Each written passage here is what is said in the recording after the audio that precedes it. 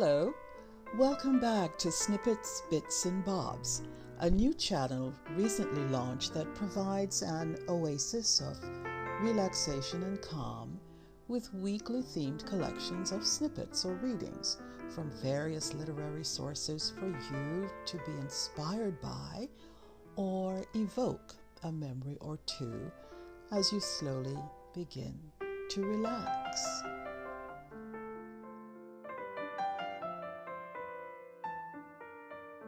How are you? Welcome back. It's nice to see you return to the library for relaxation and quiet. Begin breathing slowly in and out. I mentioned in the last video that as I read selections to you, I'm aware how calming it can be to hear my voice and also the turning of pages after each story. And I also talked about my new unintentional ASMR, the ticking of the wall clock, like a metronome keeping time as I speak. It can also be keeping time to the rhythm of your heart beating, and mine too, as we unwind our limbs and our minds. The ticking makes us aware of our rhythm with life, but life at a slower pace, right now.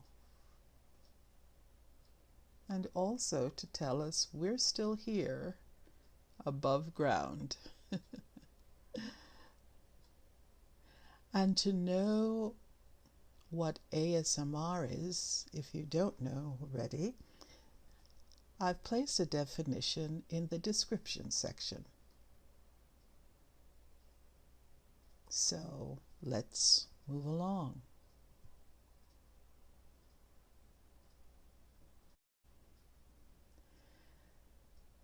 The stories of Kwaku and Anansi, the wise, moral, yet crafty trickster spider in Ghanaian Akan folklore, were taken by enslaved men and women from Ghana to Jamaica and to other Caribbean islands.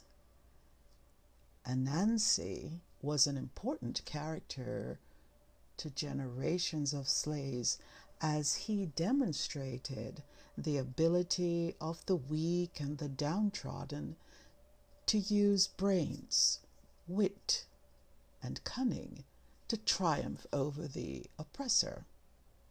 And now, Anansi and the snake.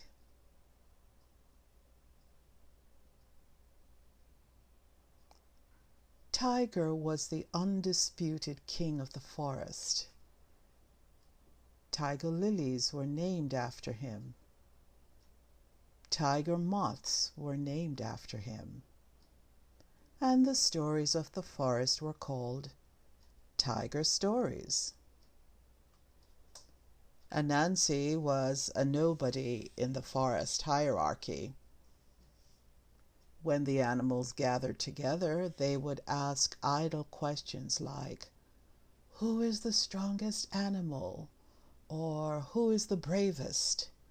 All together they would chorus, "Tiger, tiger." And just to poke fun, they would say, "Who is the weakest?" And like a church choir, they would all sing out, "Anansi, Anansi." Anansi got sick and tired of it all. One day he met Tiger face to face in the forest. Anansi bowed low to Tiger, but Tiger did not acknowledge Anansi in the least. He had no time to waste on such an insignificant speck. "Tiger," said Anansi, "you have it all. Can't you just ease me up and let me have one thing named after me? Tiger wanted to ignore Anansi, but his curiosity got the better of him. And just what is it you want to bear your name, Anansi? The stories, replied Anansi. I want them to be called Anansi stories. Now, Tiger loved those stories and did not intend to give them up to this crawling nobody. Still, even the undisputed king of the forest needed a laugh sometimes. So he said to Anansi, if you can do one small thing for me, I will let you call the stories Anansi stories or any other name you like. Anansi didn't like the sound of this. What one thing would that be, Tiger? He asked cautiously. Nothing too hard. Just capture Snake for me by the end of the week, and all the stories will be known as Anansi stories forevermore. Good thing Anansi had 8 legs to stand on, because at least 4 of them buckled the same time. This snake was not your flimsy garden variety snake. Snake of the jungle was big, very big. And Anansi was small, very small. But Anansi could think big, so he said, I'll do it. At that, there was a huge burst of laughter from all the other animals, with tears of amusement rolling down their faces. Anansi went home very worried, but always thinking. That was on Monday. Throughout the week, Snake was able to outwit all the traps Anansi set. Then Friday came, the end of the week, and Anansi was still snakeless. He went directly to Snake's house and sat outside looking dejected. Snake came out and looked at Anansi in surprise. But you're so bright, huh? All week long you've been trying to catch me, and now you sitting here barefaced in my yard? Anansi looked at Snake and sighed. Yes, it's true. But I was trying to catch you for a worthy cause. Now the other animals will continue to talk behind your back. What are you talking about, Anansi? What are they saying about me? Anansi said, well, I really shouldn't be telling you, but they're saying that you believe you are the longest thing around and that you think you are God's gift to longness, when even the shortest bamboo around here is longer than you. Snake was outraged. Measure me, Anansi, measure me. Cut down the longest bamboo you can find and let me shut up those backbiters. Anansi ran and cut down the longest bamboo. He rested it on the ground, and Snake stretched out beside it. Call them, Anansi. Let them see that nothing around here can test me. Anansi scratched his chin. Well, Snake, there's a problem. You look longer than the bamboo, but how do I know that when I go up by your head, you don't crawl up to look longer, and when I go down by your tail, you don't shift down on that end? Well, tie my tail then, Anansi, if you don't believe me. By this time, curious animals were gathering around to watch. Anansi tied Snake's tail tightly to the bamboo with some vines. Then he said to Snake, "Well, stretch, Snake, stretch. You're almost there. Stretch till your eyes shut and you can't stretch no more." Anansi had never seen a snake sweat, and the snake stretched till his eyes were squeezed shut, and in a flash Anansi tied his head to the pole, then his middle. The animals who had been watching were silent. There was no laughing at Anansi this time. He had said he would capture Snake, and he did. And from that day to this, the stories have been called Anansi stories.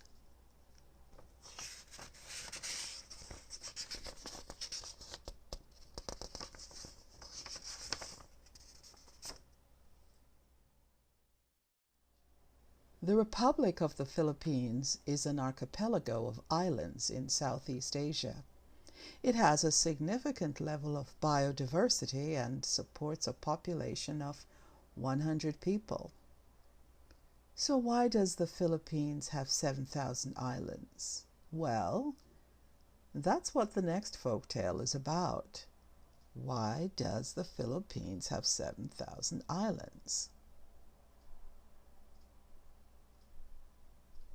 At a time when there was only a single great mass of land between the great sky and an equally great water, a large prehistoric bird got bored of circling around the same area for millions of years. It had made several attempts to fly as far as it could to discover what lies beyond the far horizons. However, the big bird was always forced to go back because there was no other land where he could rest his tired wings.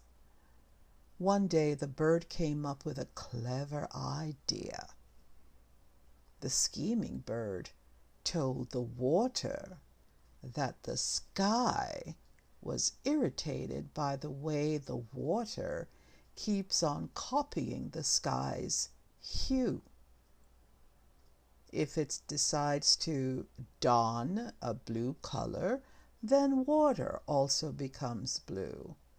If the sky is clear and white, the water becomes clear and neutral too. The sky hates it the most that the water imitates even the former dark mood, because the water also turns gray and murky. Water, of course, became indignant upon hearing this, and it heaved a deep breath, to which great amounts of water rose up in the form of gigantic waves, high enough to reach the sky and fill its clouds with water. The sky was puzzled at the water's behavior, because it seemed that it was intentionally pelting the sky. The scheming bird approached the sky and told the latter that the water was resenting the fact that the sky often made decisions on what color they had to have. Even if water wants to try other colors, the sky kept on reflecting itself in the water's surface. So Sky, of course, was furious upon hearing this, that it let out loud roars of thunder and flashes of lightning that hit not only water but also the large mass of land. It drained out all the waters carried in its clouds, while water continued to pelt huge waves against the sky.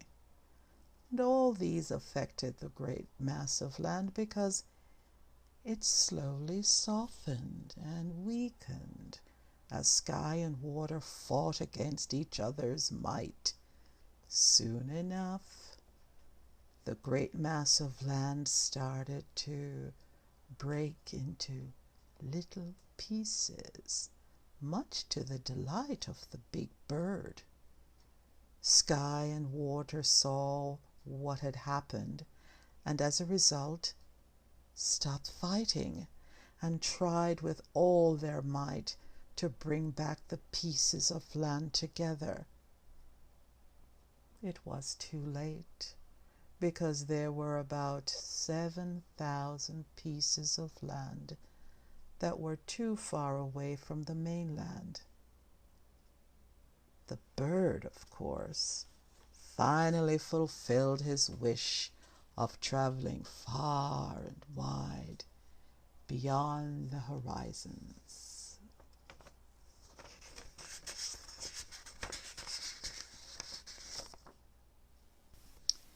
If you like this video so far, please remember to subscribe, like, and comment. Thank you.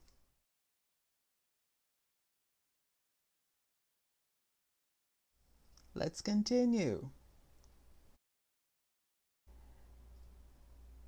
The Little Prince is not a folk tale per se, but a children's story for grown-ups, which is a good thing. But here I take license because it's also an allegory about growing up and the importance for holding on to that childlike wonder in each of us. The prince, like the narrator pilot, sees beyond the surface. The Little Prince has captured the hearts of readers around the world since he first appeared in 1943. Written by French author and pilot Antoine de Saint-Exupery, while in America, the tale was inspired by his experiences in the French Air Force. On the surface, it's a simple story, but this little prince, who visits many planets including Earth, is as wise as they come, and his messages of compassion and goodwill continue to endure. Both the narrator and the little prince drop down from the sky, quote unquote, to land in the Sahara Desert. The narrator pilot has crash landed and he meets the little prince who is visiting Earth to learn about life. From the time the narrator crashes in the desert, lack of water is a concern, and by the 8th day his water is gone and the danger of dying of thirst seems overwhelming. The little prince suggests they go in search of a well. "I too am thirsty," he says, though he never appears to be. A while later the prince comments cryptically, "Water may also be good for the heart." As it turns out, this water quenches more than bodily thirst. It nourishes the soul because it has been given with love from one friend to another. And these qualities, invisible to the eye, have enriched the water and made it good for the heart. This is the water the little prince has been thirsting for. So here are some life lessons from the book that we can learn from this enchanting tale, which is told through quotes. A rock pile ceases to be a rock pile the moment a single man contemplates it, bearing within him the image of a cathedral. Words are the source of misunderstandings. Well, I must endure the presence of a few caterpillars if I wish to become acquainted with the butterflies. Men have no more time to understand anything. They buy ready-made things in the shops, but since there are no shops where you can buy friends, men no longer have any friends. Where are the people? Resumed the little prince. It's a little lonely in the desert. It is lonely when you're among people too, said the snake. Nothing ever goes away until it teaches us what we need to know. It is much more difficult to judge oneself than to judge others. If you succeed in judging yourself rightly, then you are indeed a man of true wisdom. True love begins when nothing is looked for in return. One day I watched the sun setting 44 times. You know, when one is so terribly sad, one loves sunsets. And when your sorrow is comforted, time soothes all sorrows. You will be content that you have known me. All men have stars, but they are not the same things for different people. For some who are travelers, the stars are guides. For others, they are no more than little lights in the sky. For others who are scholars, they are problems. But all these stars are silent. You alone will have stars, as no one else has them. You're beautiful, but you're empty. No one could die for you. And the book's most famous quote. And now, here's my secret, a very simple secret. It is only with the heart that one can see rightly. What is essential is invisible to the eye.